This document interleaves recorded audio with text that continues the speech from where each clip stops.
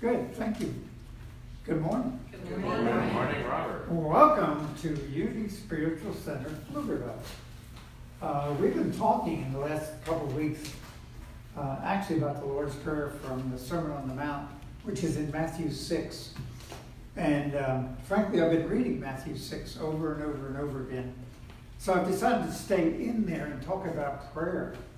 And what's interesting about Jesus' words, now remember that Matthew wrote them down from his memory. So Matthew was the apostle that wrote Matthew, okay? His other name was Levi. He was known as Levi. And Matthew was, you ready? The tax collector for the Romans in the Jewish community. So he was a Jew that was despised by the other Jews because he was a tax collector. But if you understand, the tax collector has to be able to add, et cetera, so he had a fairly decent high level of education. One of the great things that I really like about Matthew 6 and the Sermon on the Mount is, and most people aren't aware of this, Jesus was talking to uneducated people. He was talking to a group of people that didn't know how to read and write generally. All they did was sheep and farm, and they were carpenters. So they were day-to-day rural type folks. And they did not have the nuances that we might have today. So what happens in a lot of the conversations from that time, we take our thoughts of today and put them back there. It doesn't work. So I wanted to really bring you into line. Please understand that Jesus was speaking directly to an uneducated people. So he gave simple ideas. He didn't try to explain all the nuances. He didn't try to get involved in quantum physics to convince you of the energies and the synoptics and all that stuff. What he was trying to do was give people simple direction on how to live life. And if we mind that and really look at it as a way to operate in life, I believe it gives us benefits. So in looking at it, we are a prayer church.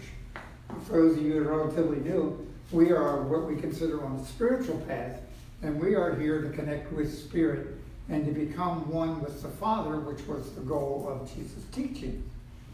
And Jesus, in his simple teaching, in the beginning, Matthew 6, he was trying to set a text for understanding how to pray. Now, generally, prayer has been identified as asking a higher being or deity to change something or to add something or give you something. So there are different levels of prayer, if I can use that terminology. And understand that we are, in today's world, we have developed a way to live in our universe. We call it, in today's world, the false self. So the false self has created a whole bunch of structures on the way to do it. In other words, anybody agree you stop at a red light and you go in a green light? Mm-hmm. So those are kind of the rules of the road, and those rules of the road are what has come down to us as automatic behavior in the outside world. And this self has been generated through generations and generations of here's what we should do. Here's the common word. Here's the way it is. Everybody knows that, and then add that, okay? So why do you put the fork and the spoon on the right-hand side and the fork on the left side? Because that's the way it is. Now, if you didn't know that, that's okay. But do you understand, we have grown up, we don't even know the rules and regulations that we are operating from, and that's what is called the false self in today's world. And unfortunately, the false self has taken on the world's beliefs, not spiritual beliefs. And prayer in itself has evolved in the false self to asking a higher deity, which is beyond me, for some change in my life. So we call it, the beginning phases is evocative prayer, is asking. And you go to a lot of churches, you'll hear the minister say, and Father, please heal Aunt Susie's right-hand toe. Okay, or we'll ask for it. Right-hand toe, right toe. Anyway. So if you really stop it, that's how ridiculous it is. We're asking for all these wonderful things out there, and it's always out there. It's always an entity out there. It's something bigger than myself, because the false self has dumbed me down in understanding who I am. Okay? So that's called evocative prayer. And it's calling on a higher power to change things for me, or for my company, or my family. And so that is the beginning stages, if we can use that terminology, which comes from the false self. Now, you get involved in unity, and some of those ideas, we get involved in affirmative prayer. And affirmative prayer, which is taught, is speaking the truth that I know it to be. In other words, rather than, I'm going to go back to Aunt Susie's toe, but anyway, rather than asking to heal Aunt Susie's toe, I give thanks that Aunt Susie's toe is healed. Everybody there? Mm-hmm. So that's the subtle difference of the beginning to work from within out. Okay? It still acknowledges a power greater than me outside of me somewhere. Okay? And it's a very, very interesting step. And in the process, we get to a higher level, but if we think about frequencies. Now, see, Jesus was not talking to people that understood frequencies. They didn't understand sympathetic frequencies. They didn't understand subtle frequencies. We know that there's subtle frequencies in the universe, and we as human beings are part of those frequencies, and we can incorporate them into our being, and we are the frequency generator itself. However, that's not, when he was talking to a group of people, he knew that they would not understand that. So all he did was tell them what to do. Everybody there? And see, it's so simple, but we make it complicated. But that's why we're going to keep mining and keep working on the Sermon on the Mount for a few more weeks. So let's take a look. And we, for those who knew, we deal with the Lamsa Bible here. The Lamsa Bible goes back to the original text and translates it into English from the original Aramaic. I found them. I fumble for my glasses up there.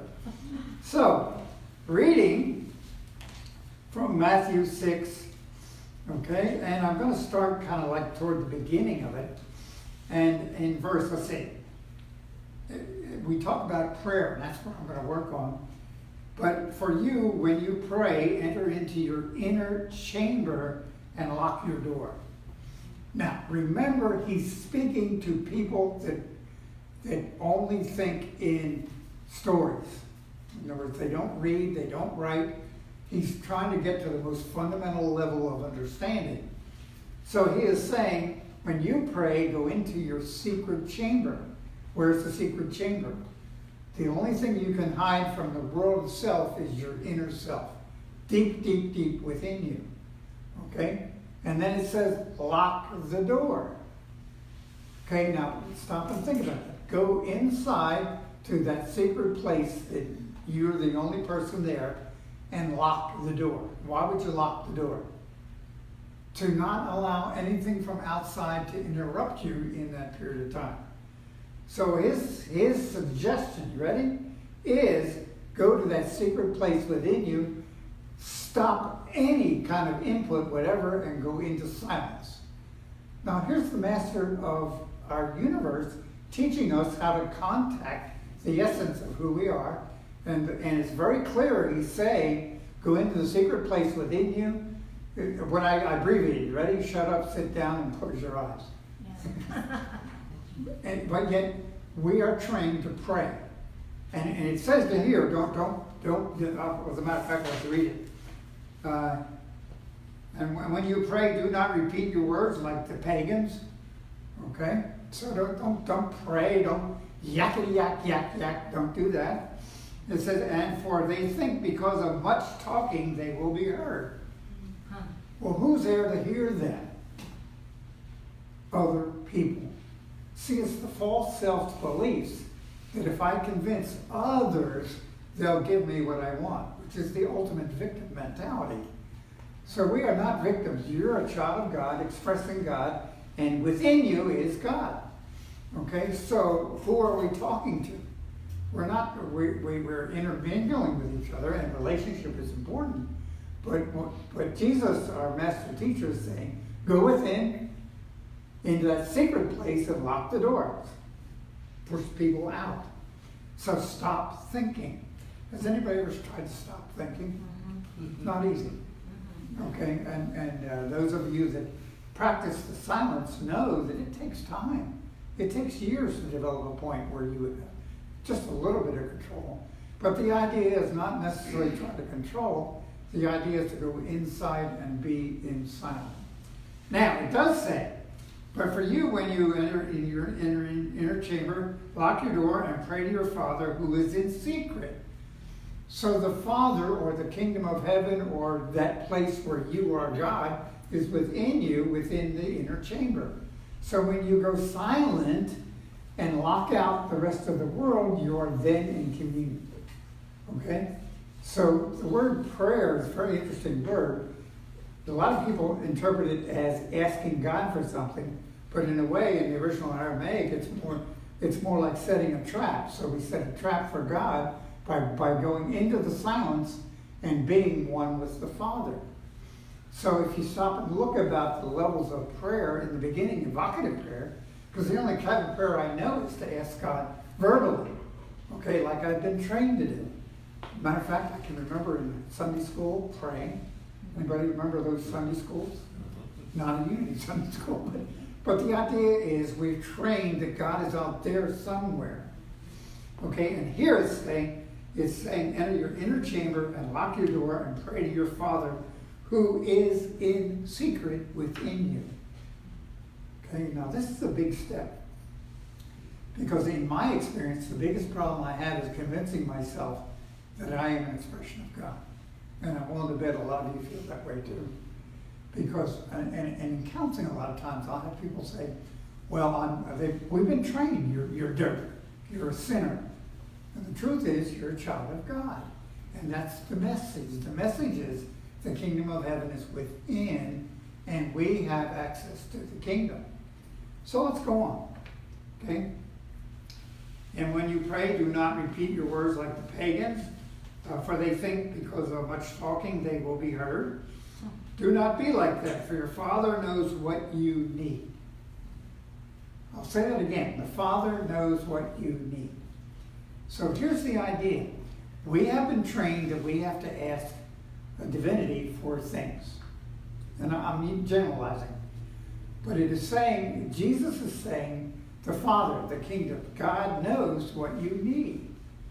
And it's saying here to go into the secret, lock the door, and remain in silence. And the Father rewards you in silence. So what does that imply? That implies we don't have to ask. That implies, now here's an idea. In today's world, modern science is pretty well determined through the law of attraction, quantum physics, that what you think about, you create. And we are a compendium, or a summary of thousands of generations of thought that has been handed down to us. And this is what I call, or others call, the false self. So we are working at overcoming the false self.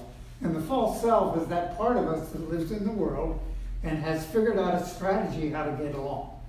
We stop at red lights, I hope.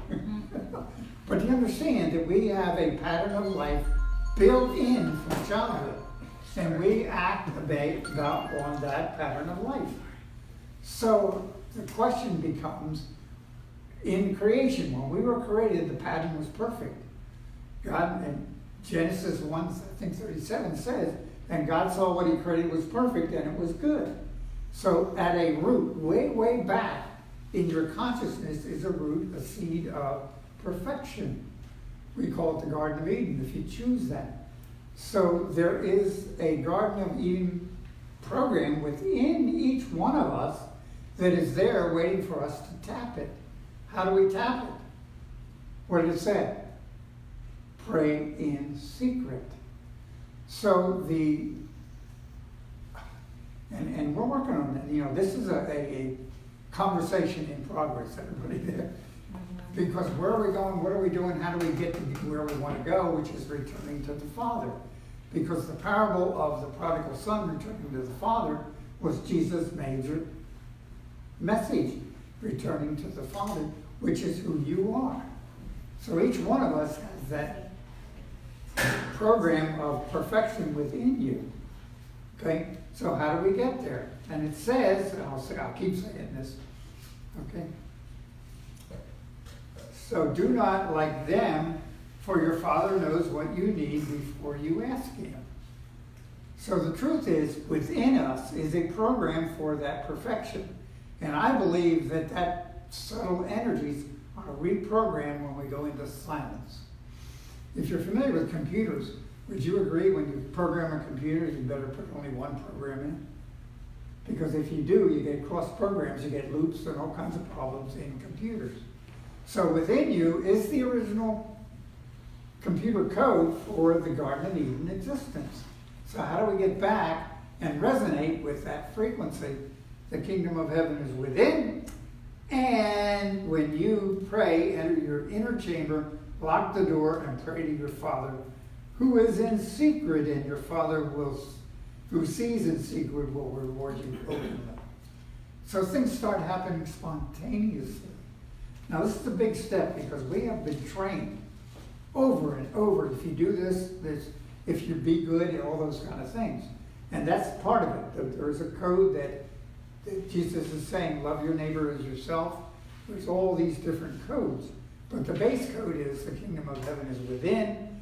And when we go within in secret and learn to meditate quietly through centering prayer or through mindfulness meditation or whatever form of meditation you have learned, life starts changing. Okay? Now the problem with it is the only way to find that out is do it. Okay? It's kind of like, I'll believe it when I see it. Anybody familiar with that? Mm-hmm. And I'll see it when I believe it. I'll believe it when I see it. I'll see it when I believe it. Do you understand the difference between those?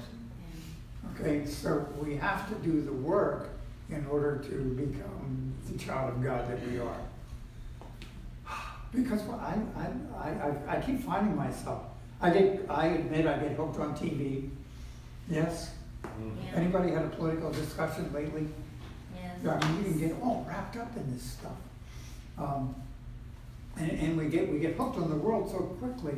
And that's because the false self has programmed us over and over. And you know this. Here's what happens. When you start working on that and start unlatching it and start bringing in the really program who you are, the ego says, uh-oh, we better fight back. And that's when the false self starts sending images. Okay? Now, I got myself into a situation here because I'm not sure how to end this.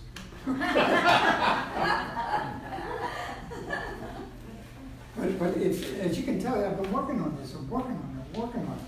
Because we have been trained. I was trained in a fundamentalist household that you do this, this, and this, and everything will work out. Well, it didn't, okay? And I've had so many people tell me, well, I pray and my prayers aren't answered. How did you pray? And see, what I'm starting to understand is Jesus very clearly says to pray in secret and lock the door. So how do I do that? And I have to learn a whole new way of doing things. Because the false self has given us this way of doing things. And we're coming over here into a whole new way. And do you agree that spiritual life is different?